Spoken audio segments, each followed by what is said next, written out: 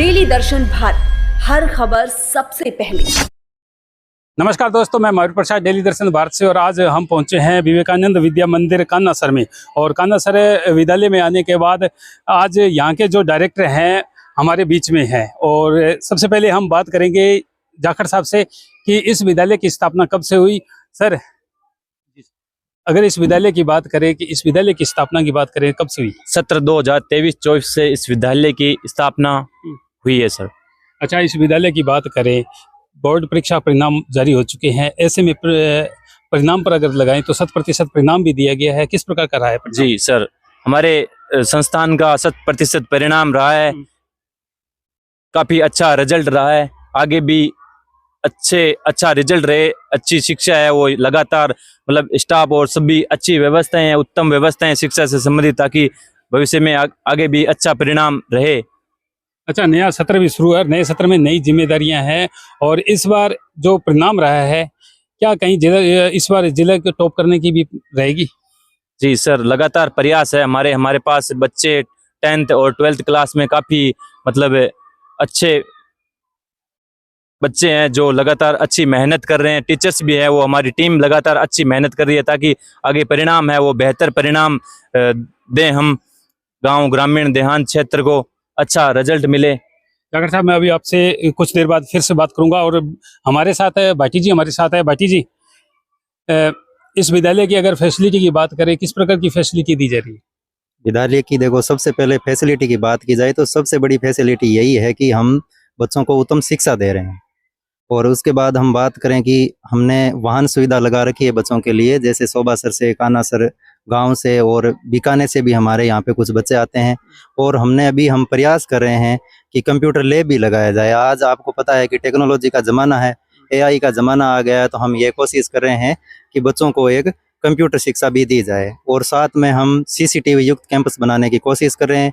और साथ में आपने हमारे स्कूल का भ्रमण किया होगा, देख रहे हो आप कि हमने जो प्लेग्राउंड है वो शानदार बनाने की कोशिश कर रहे हैं। और साथ में ये भी कोशिश कर रहे हैं इस बार कि एक अच्छा खेल ग्राउंड बनाया जाए जिसमें बच्चे अपने खेल सके। तो साथ में ही अपने सुभाष जी हमारे साथ हैं। और अगर इस इलाके की बात करें, शहर से बिल्कुल नज़दीक है, लेकिन भौतिक सुविधाओं की अगर बात करें तो बिल्कुल वंचित है और शिक्षा के क्षेत्र में बिल्कुल ये भी अभावग्रस्त इलाका है। सुभाष जी, बात करें इस विद्यालय को यहाँ करने की आप में जिज्ञासा कैसे आई, क्योंकि आपकी पूरी यूथ टीम आप आज साथ में है, इस पर थोड़ा सा प्रकाश डालिए। नेचुरली यूं ही हमें पता चला कि ये जो एरिया है सिटी के इतना पास होकर भी बहुत ज़्यादा एजुकेशन में नहीं है। लेकिन जब हमने गांव में यहाँ पे सर्वे किया, हम कई लोगों से मिले, तो उनसे हमें पता चला कि यहाँ पे पढ़ने की इच्छा तो बहुत ज़्यादा है।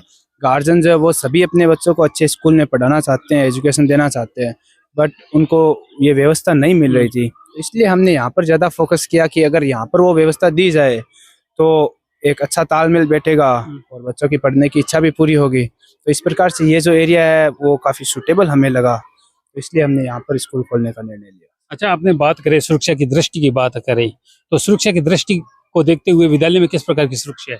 सर, सुरक्षा की दृष्टि से हमने कई यहाँ पर इंतजाम करे हुए हैं। तो स्कूल के गेट है वो चारों तरफ से लॉक रहते हैं। यहाँ पे हमने CCTV कैमरा वालों से भी बात करी हुई है। आधा सिस्टम तो आ गया है, CCTV कैमरा बस 5-7 दिनों में इंस्टॉल ही होने बाकी है। अच्छा। तो इसके साथ साथ हमने जो वाहन की व्यवस्था भी कर रखी है, तो उसमें ऐसा नहीं है कोई पुराने वाहन लगे हुए हैं, कहीं से खुले पड़े हैं, कहीं दरवाजा टूटा हुआ है। नए वाहन लगे हुए हैं, अच्छे वाहन लगे हुए हैं।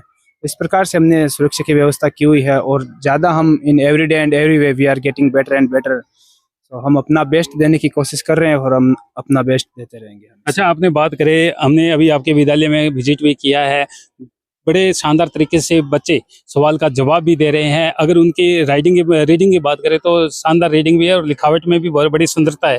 तो किस प्रकार से बच्चों को, जो बच्चे कमजोर बच्चे हैं, उनको किस तरह से आप हैंडल कर रहे हो? फर्स्ट ऑफ ऑल तो हमारे ऐसा नहीं है कि केवल इंटेलिजेंट बच्चे हैं उनके ऊपर ध्यान दिया जाए और केवल रिजल्ट बनाने के ऊपर ही ध्यान दिया जाए।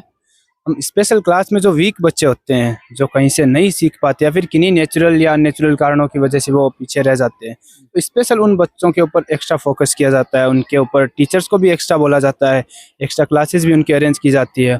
और जो रीडिंग की हम बात करें तो शुरू के 15-20 दिन हम केवल हिंदी इंग्लिश रीडिंग पर ही फोकस करते हैं, सो दैट आगे जब सिलेबस करवाया जाए तो बच्चों को उसमें ज़्यादा प्रॉब्लम ना आए।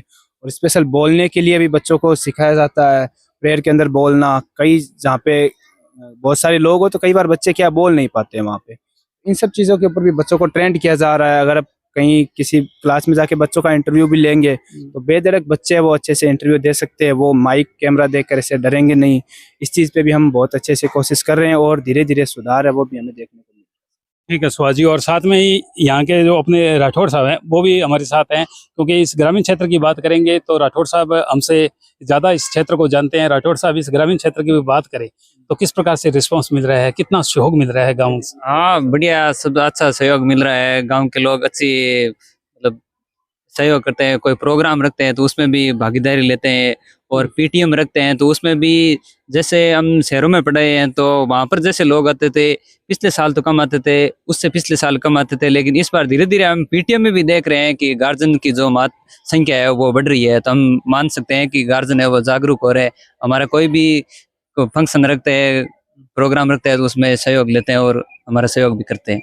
अच्छा, यानी कि गाँव का बहुत शानदार सहयोग, और गांव वाले भी अब आपकी तरफ देख रहे हैं कि नया सत्र भी शुरू हो चुका है, नए सत्र में नई जिम्मेदारियां हैं, और गांव वाले भी सोच रहे हैं कि इस बार जिले का जो टॉपर्स बच्चा होगा वो इसी विद्यालय से निकले। तो टॉपर्स लाने के लिए किस प्रकार का प्रयास रहेगा?